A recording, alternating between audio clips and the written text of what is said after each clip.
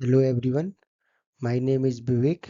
आज हम class 10th के सैम्पल पेपर ओसवाल पब्लिकेशन के अनसॉल्व्ड सैम्पल पेपर सॉल्व करेंगे। ये सैम्पल पेपर फर्स्ट है जिसका सेक्शन ए कवर करेंगे फर्स्ट वीडियो में।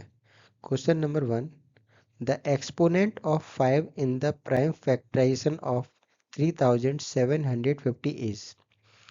तो ये जो नंबर है इसके हम प्राइम फैक्टर्स फाइंड करेंगे, तो जो कि है हमारे पास 2, 3 और फिर 5, 4 है। तो हमने देखा कि 5 जो नंबर है उस वो 4 टाइम्स रिपीट हुआ है, तो 4 पावर आ गई। और हमसे पूछा था कि 5 का एक्सपोनेंट क्या है, 5 का एक्सपोनेंट क्या है। तो हमने क्या देखा कि 5 का एक्सपोनेंट कितना है, 4। तो exponent of 5 is 4। Question number 2, the zeros of the polynomial X square minus 3x minus M, फिर ब्रैकेट में m प्लस 3r। तो इस एक्सप्रेशन का हमें जीरोस फाइंड करने हैं। तो इस एक्सप्रेशन को हमने क्या लिखा है, मान लीजिए ये पॉलिनोमियल एफ एक्स है, तो इसको हमने इस तरह से मिडिल टर्म को ब्रेक कर लिया है, क्योंकि ये हमारी क्या है, क्वाड्रेटिक इक्वेशन बन गई है। तो हम क्वाड्रेटिक इक्वेशन को कैसे सॉल्व करते हैं, by splitting the middle term.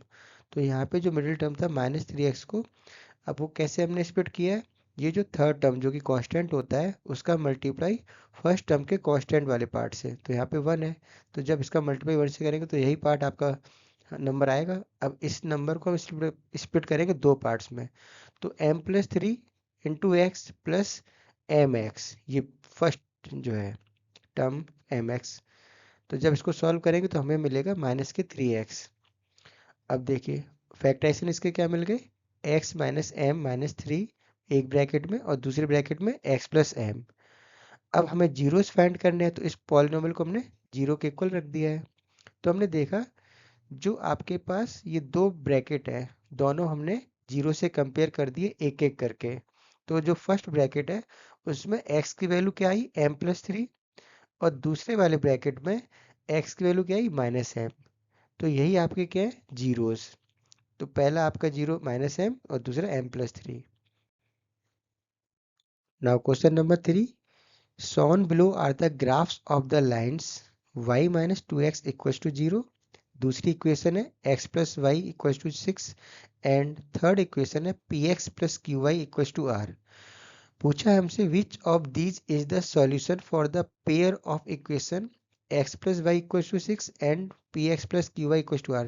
आपको दो इक्वेशन का सॉल्यूशन बताना है, और वो तीन इक्वेशन दे रखी है, लेकिन आपने कौन सी सिर्फ दो इक्वेशन ली है, बाद की दोनों, ये और ये वाली। तो हम क्या देखेंगे, ये दोनों इक्वेशन से स्ट्रेट लाइन कौन सी फॉर्म होती है। तो पहली वाली इक्वेशन जो हमें पूछी एक्स प्लस वाई इक्वेशन, इससे ये वाली लाइन आपकी स्ट्रेट लाइन फॉर्म्स होती है। और जो दूसरी इक्वेशन है P X plus Q Y equal to R, इससे देखो ये वाली लाइन स्ट्रेट लाइन फॉर्म होती है। अब ये दोनों लाइन कहाँ पर इंटरसेक्ट करती है, तो वही मीटिंग पॉइंट हमारा एक्स और वाई की वैल्यू होगा। तो हम देखेंगे यहाँ पे एक्स की वैल्यू कितनी है 4 और वाई की वैल्यू कितनी है 2। पी पॉइंट पे दोनों लाइन इंटरसेक्ट कर रही है, और पी पॉइंट के कोऑर्डिनेट्स क्या है, एक्स 4 है और वाई 2 है। तो वही आपका सॉल्यूशन है। Now question number 4, the quadratic equation 2x square minus root 5x plus 1 equal to 0 has.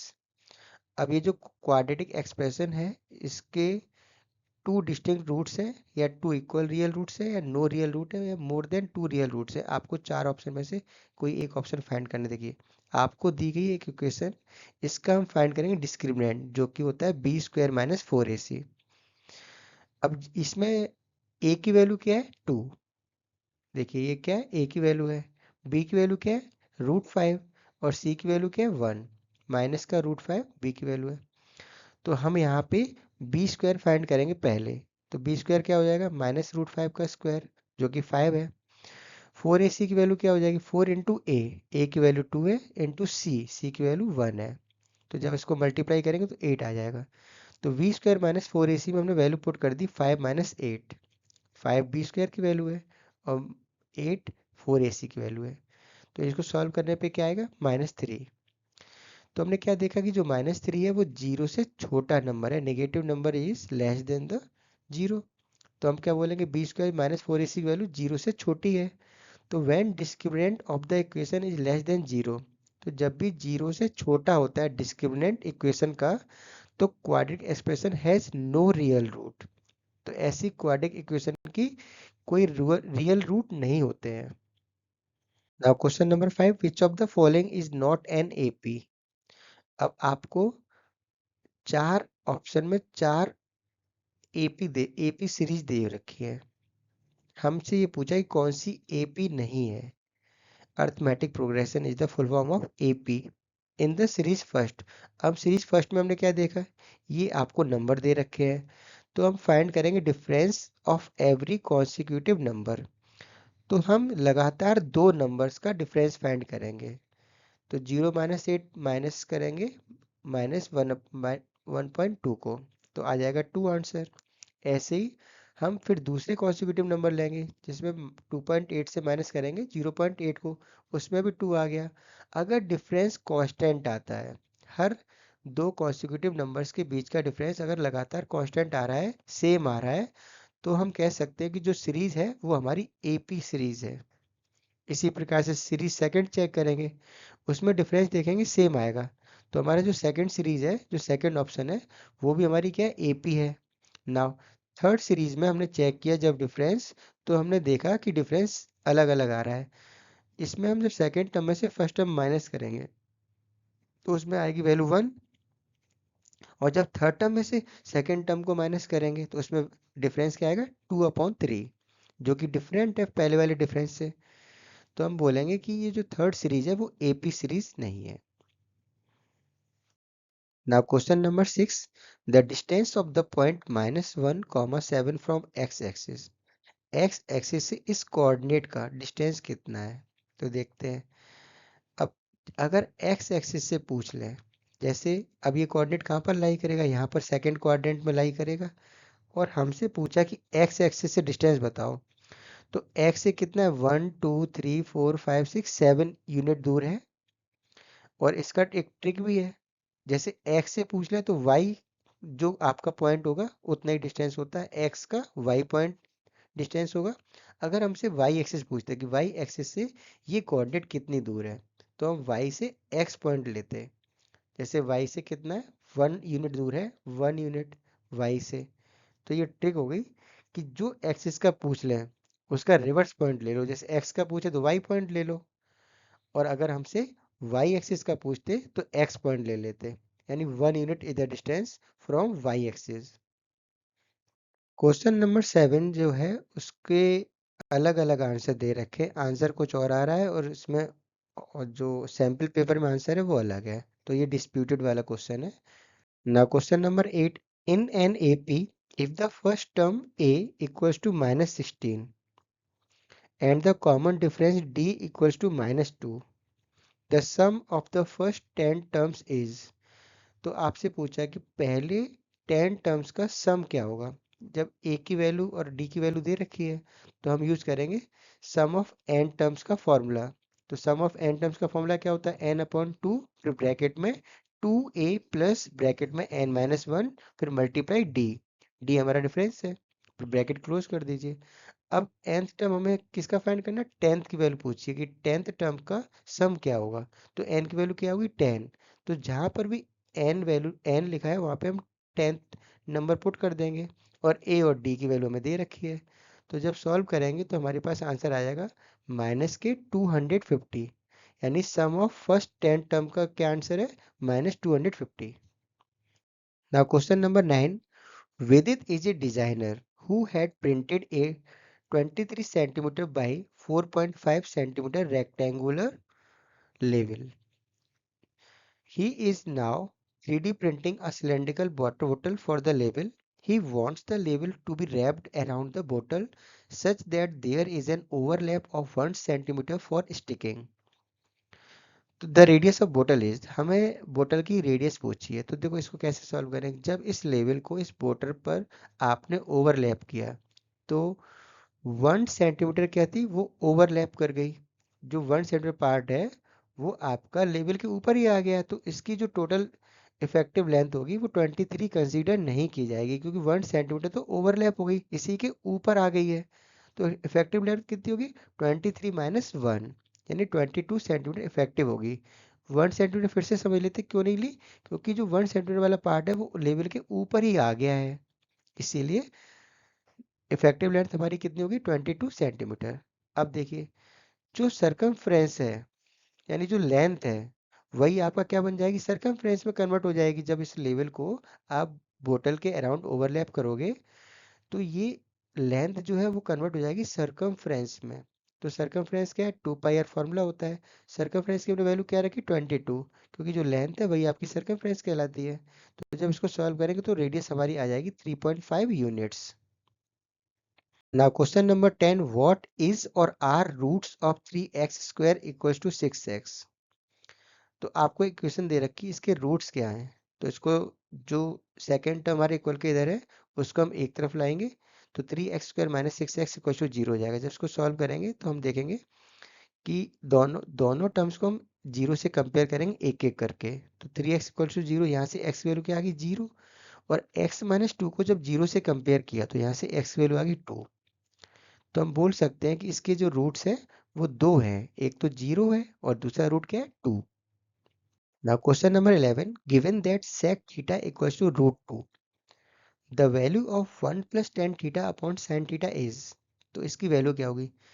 तो sec theta equals to root 2 given है, तो जो रूट 2 है वो sec 45 की वैल्यू होती है। तो यहाँ से थीटा क्या आ गया? 45। तो जहाँ पर थीटा लिखा है वहाँ पे हम एंगल पुट कर देंगे 45। तो 1 plus tan 45 upon sine 45, tan 45 की वैल्यू 1 होती है और साइन 45 की वैल्यू 1 अपॉन रूट 2। इसको जब सॉल्व करेंगे तो हमारा आंसर आ जाएगा 2 root 2। Now question number 12, cos raise to the power 4a minus sine raise to the power 4a on simplification gives. इस एक्सप्रेशन को सिंप्लीफाई करेंगे तो हमें क्या रिजल्ट मिलेगा? तो इस वाले एक्सप्रेशन को कन्वर्ट करेंगे हम ए स्क्वायर माइनस बी स्क्वायर वाले फॉर्मूले में। तो जब पावर 4 होती है तो हम 2 की पावर 2 लिख सकते हैं, क्योंकि पावर मल्टीप्लाई हो जाती है। जब पावर की पावर होती है तो मल्टीप्लाई हो जाती है। तो हमने इसको क्या बना लिया? Cos square A whole raise to the power square minus sine square A whole raise to the power 2। अब ये क्या बन गया? A square minus B square, जो कि फॉर्मूला होता है A plus B into A minus B. अब ये आपकी पूरी की पूरी ए है और ये आपकी पूरी की पूरी वैल्यू क्या है? बी। तो ए plus B into A minus B. अब कॉस स्क्वायर ए प्लस साइन स्क्वायर की वैल्यू क्या होती है? 1 होती है। कॉस स्क्वायर ए प्लस साइन स्क्वायर ए की वैल्यू होती है 1, तो 1 पुट कर दी है। अब इसी फॉर्मूले से हमने साइन स्क्वायर ए की वैल्यू क्या निकाली? 1 माइनस इस कॉस स्क्वायर ए को इधर ले आए, तो माइनस कॉस स्क्वायर ए हो गया। तो जहाँ पे साइन स्क्वायर ए लिखा था उसकी जगह हमने क्या राइट कर दिया? 1 माइनस कॉस स्क्वायर ए। जब माइनस बाहर है तो जब माइनस का मल्टीप्लाई ब्रैकेट के अंदर वाले टर्म से होगा तो इनके साइन चेंज हो जाएंगे। जो प्लस था वो माइनस का हो गया, जो माइनस का था वो प्लस का हो गया है। तो इसको सॉल्व करके हमारा आंसर आ गया 2 cos square a minus 1। Now question number 13, in figure A tower A B is 20 metre high. तो जो टावर ए बी है उसकी हाइट कितनी है? 20 metre. And B C its shadow, इस टावर की जो शैडो है बी सी, उसकी आपको लेंथ दे रखी 20 root 3। The sun the sun's altitude is, तो ये आपको एंगल पूछा है थीटा। यहाँ पे एंगल फाइंड करना है थीटा कि सन का ऑल्टीट्यूड क्या होगा। देखते हैं। तो हमें एक तो हमारे पास यहाँ पर क्या है? परपेंडिकुलर और एक है बेस। तो हम ऐसा यूज करेंगे आइडेंटिटी जिसमें हमारे पास परपेंडिकुलर और बेस आता हो। तो टेन में आती है परपेंडिकुलर अपॉन बेस, तो हम यूज करेंगे टेन थीटा का, that is perpendicular upon base. Perpendicular क्या है? ए बी और बेस है बी सी। तो यहाँ पे ए बी की वैल्यू 20 आपको गिवन है और बी सी की 20 रूट 3 है। 20 से 20 कैंसिल, 1 अपॉन रूट 3 आ गया। और 1 अपॉन रूट 3 टेन में किसकी वैल्यू होती है? टेन 30 डिग्री की, टेन 30 डिग्री की। तो टेन से टेन कैंसिल हो गया, तो थीटा की वैल्यू क्या आ गई? 30 डिग्री, जो कि क्या है? Sun's altitude. Now question 14, in the given figure P Q is tangent to the circle with centre O at the point B if angle AOB is 100 degree then angle ABP is equal to ABP, ये वाला angle आपको find करना है।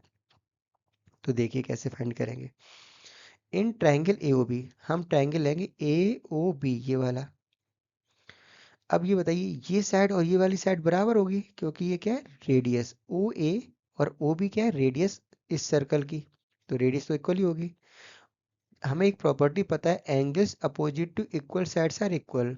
जो angle equal side के अपोजिट होते हैं वो भी आपस में इक्वल होते हैं।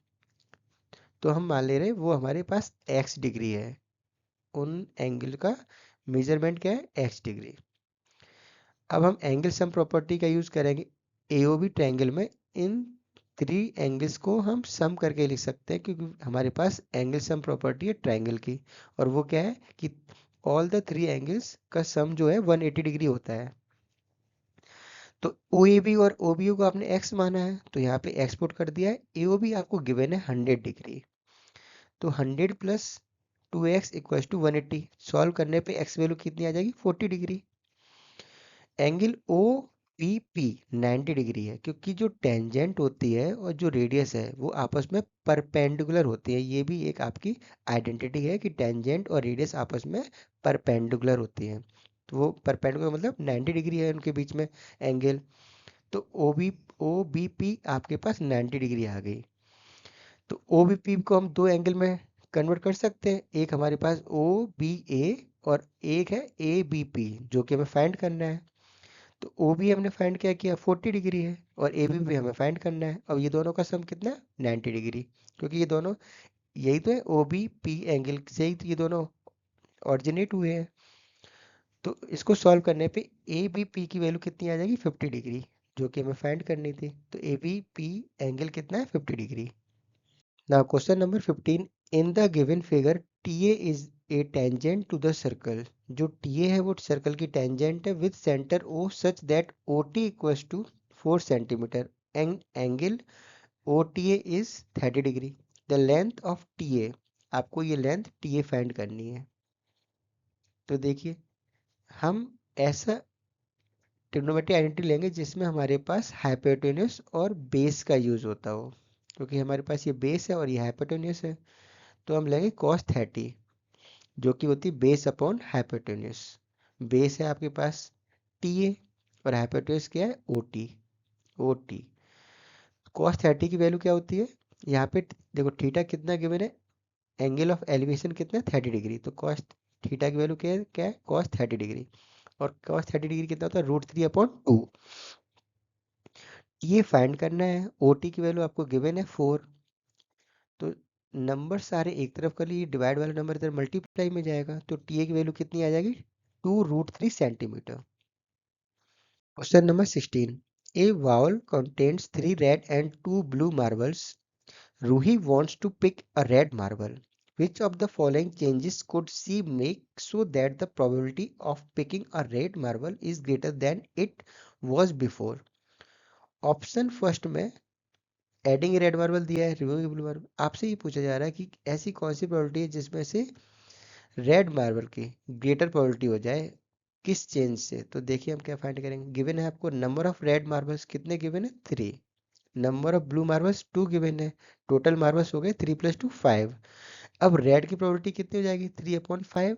रेड कितने, 3, और टोटल प्रोबेबिलिटी, टोटल मार्बल्स 5 है, 3/5 दैट इज 0.6। अगर आप एक रेड मार्बल ऐड कर रहे हो, ऑप्शन ए के हिसाब से अगर आप एक रेड मार्बल ऐड कर रहे हो तो प्रोबेबिलिटी रेड मार्बल की हो जाएगी 4/6। भाई 3 थे पहले, एक आपने ऐड कर दिया है तो 4/6।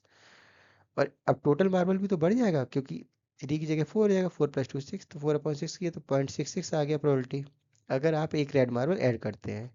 अगर एक ब्लू मार्बल रिमूव करते हैं, हटा देते हैं, तो देखिए पहले यहाँ पे रेड को ऐड करने पे 4 हो गया, फिर एक कम कर दिया तो 3 हो गया है। और पहले आपके पास टोटल मार्क्स 5 थे, उसमें से एक आपने ब्लू हटा दिया है तो 4 हो गया, 3/4, जिसका आंसर आ गया 0.75। तो प्रोबेबिलिटी क्या आ गई, जब एक ब्लू मार्बल को रिमूव करते 0.75। अगर एक रेड और एक ब्लू मार्बल को ऐड करते हैं तो प्रोबेबिलिटी क्या हो जाएगी, 4/8 दैट इज 0.5।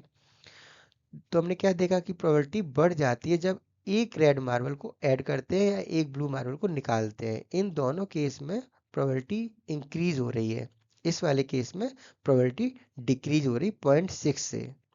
देखिए ये 0.6 था, तो पहले वाले केस में 0.66 हो गया, इंक्रीज हो गई है। ये 0.6 है। दूसरे वाले केस में देखो 0.75 है, इसमें भी इंक्रीज हुई है पहले वाले से। तो हम कह सकते हैं कि पहले वाले दो केस में जब हम एक रेड मार्बल ऐड करते हैं या एक ब्लू मार्बल को रिमूव करते हैं तो प्रोबेबिलिटी क्या कर जाती है, इंक्रीज हो जाती है। Now question number 17, two dice are thrown together, the probability of getting the difference of numbers on their upper face equals to 3। तो हमें प्रोबेबिलिटी फाइंड करनी है कि दोनों डाइस में जो अपर फेस है उनका डिफरेंस 3 आ जाए। तो ऐसी प्रोबेबिलिटी क्या होगी, देखिए total number of possible outcomes 6 × 6, दो डाइस है ना आपके पास, एक डाइस का पॉसिबल आउटकम कितना होता है, 6 होता है। दूसरे वाले डाइस का भी आउटकम 6 होगा, तो 6 × 6 दैट इज 36। ये आपके क्या है, total number of possible outcome. ना probability of getting difference of numbers on their upper face equal to 3, वो कितनी होगी, 6 होगी। तो क्या होगी, possible outcome upon total outcome, तो 6/36 दैट इज 1/6। C option. देखिए अगर एक डैश पे 6 नंबर होगा, दूसरे डैश पे 3 होगा, तो इसका डिफरेंस कितना होगा, 3 होगा। सिमिलरली अगर एक डैश पे नंबर 5 होगा और दूसरे डैश पे 2 होगा तो इसका भी डिफरेंस 3 होगा। अगर एक डैश पे नंबर 4 अपर फेस पर होगा और दूसरे डैश पर अपर फेस पे 1 होगा तो इसका भी डिफरेंस क्या होगा, 3। सिमिलरली यही नंबर रिपीट जस्ट ऑल्टरनेट होके आ जाए, पहले वाले में 3, दूसरे वाले में 2, फिर थर्ड वाले में 1, यानी पहले वाले डैश में नंबर चेंज हो जाए, तो आप देखिए यहाँ पे कितने चांस है, 6 चांस है। वही लिखा है 6/36। Now question number 18, in a cards game there are 10 cards 1 to 10. Two players seated facing each other randomly choose 5 cards each.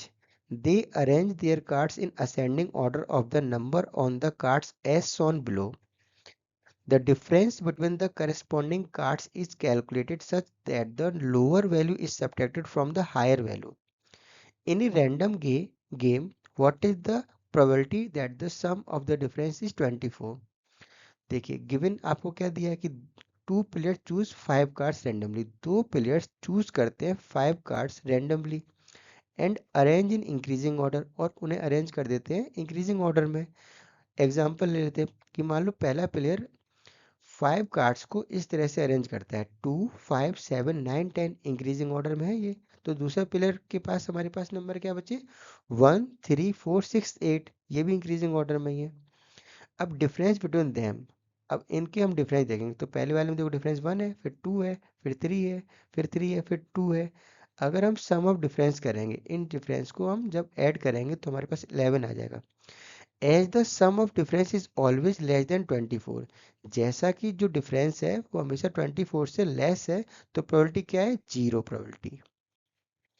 Number 19 में असर्शन का जो स्टेटमेंट दिया है और रीजन का जो स्टेटमेंट दिया है, अगर आप ध्यान से देखो दोनों सेम है, तो ये भी क्या है ऑप्शन, ये भी क्वेश्चन नंबर 19 डिस्प्यूटेड है, क्योंकि असर्शन और रीजन जब सेम है तो ऑप्शन डी जो उन्होंने आंसर शीट में दे रखा है उसमें बोला कि असर्शन ए फॉल्स है, रीजन आर ट्रू है। नाउ क्वेश्चन नंबर 20, assertion में दिया है if in two right triangles one of the acute angle of one triangle is equal to an acute angle of the other triangle then triangles will be similar। अब देखिए दो right angle triangle हैं, उनका एक acute angle दोनों का same है, तो और जो राइट एंगल ट्राइंगल तो 90 एंगल जो आपका दोनों ट्राइंगल में होगा वो भी सेम होगा, तो एक एक्यूट एंगल और एक 90 डिग्री, तो जाहिर सी बात है जो थर्ड एंगल है वो भी इक्वली होगा, कि दो एंगल इक्वली है ट्राइंगल में। तो हम ट्रिपल ए कॉन्ग्रुएंस प्रॉपर्टी का यूज करके दोनों ट्राइंगल को सिमिलर शो कर सकते हैं असर्शन ए के हिसाब से। तो असर्शन ए क्या है, ट्रू। रीजन में देखते हैं, ट्राइंगल पी क्यू आर और एम एस टी दे रखा है, इसमें जो एंगल पी है वो 65, एंगल क्यू जो 25 है, और एंगल एम जो है वो 90 दे रखा है। फिर देखिए इन्होंने एंगल एम और एस 90 25 दे रखे एम एस, यहाँ पे शुरू के दो एंगल 65 25 पी क्यू, और यहाँ पे शुरू के एम एस क्या है 90 और 25 है। देखिए एंगल ही अलग अलग है। अगर सीक्वेंस देखें तो रीजन क्या है, फॉल्स है। असर्शन ट्रू है, रीजन फॉल्स है 20 क्वेश्चन नंबर का। Thank you for watching the video. If you like the video then subscribe the channel. Thank you.